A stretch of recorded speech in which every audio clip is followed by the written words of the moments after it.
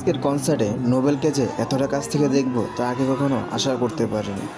আসসালামু আলাইকুম ইব্রান। আজকে আমাদের টঙ্গী সরকারি কলেজের মাঠে ছিল এক বিশাল বড় কনসার্ট। তো দেখতেই পাচ্ছি কনসার্ট শুরু হওয়ার কিছুক্ষণের মধ্যে কিন্তু প্রকৃতি যেন তার রূপ পরিবর্তন করতে শুরু করে দিয়েছে। দেখতেই পাচ্ছ মাঠের কি অবস্থা।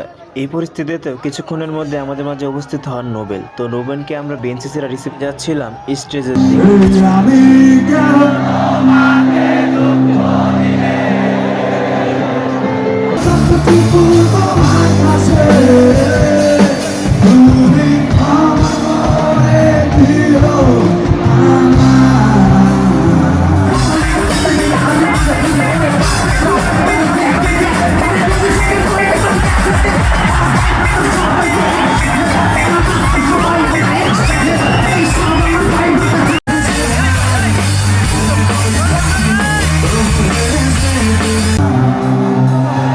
এক লাইন আমি